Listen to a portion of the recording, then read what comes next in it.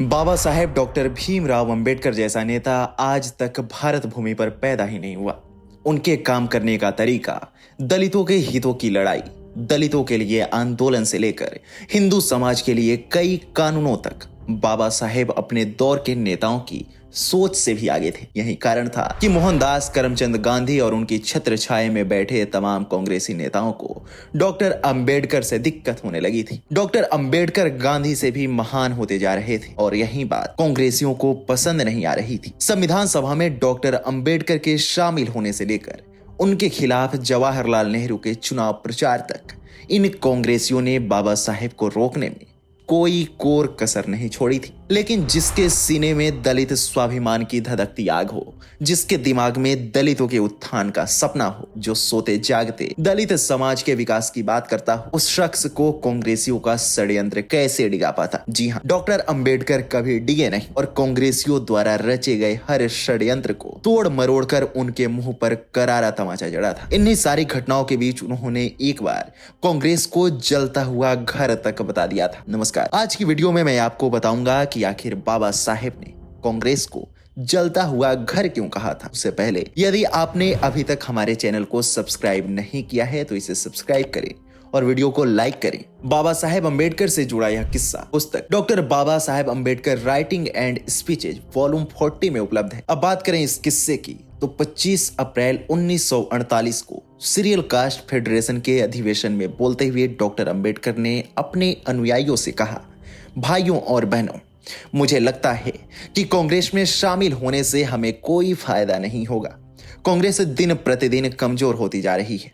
समाजवादियों के इससे अलग हो जाने के कारण यह पार्टी और दुर्बल होती जा रही है। ऐसे समय में हम इन दोनों पार्टियों के बीच चल रही प्रतिस्पर्धा का फायदा उठा सकते हैं और अपनी पार्टी के अलग अस्तित्व को बरकरार रखते हुए उन पार्टियों के साथ सहयोग करके सत्ता हासिल कर सकते हैं जो हमारी शर्तों को स्वीकार करेंगे। बाबा साहेब ने कहा था कि सत्ता सामाजिक प्रगति का अचूक नुस्खा है।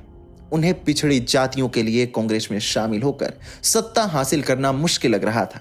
उनके मुताबिक कांग्रेस एक बड़ा संगठन है और इसमें प्रवेश करना समुद्र में बूंद गिरने के समान है।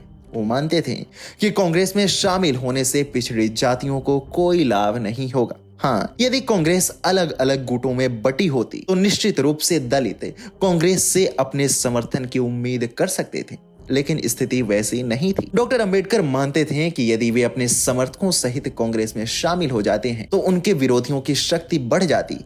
उन्होंने कहा कि आज कांग्रेस की हालत जले हुए घर जैसी है, जिसमें शामिल होते ही वो और उनके समर्थक जलकर राख हो जाएंगे। दरअसल बाबा साहब ने स्पष्ट रूप से कहा था कि कांग्रेस कमजोर है और अगर उन्होंने इस पार्टी का समर्थन भी किया तो उनका संगठन भी कांग्रेस के साथ डूब जाएगा। डॉक्टर अंबेडकर ने तो यहां तक कह दिया था कि अगर कांग्रेस कुछ सालों में खत्म हो जाए तो उन्हें बिल्कुल भी आश्चर्य नहीं होगा।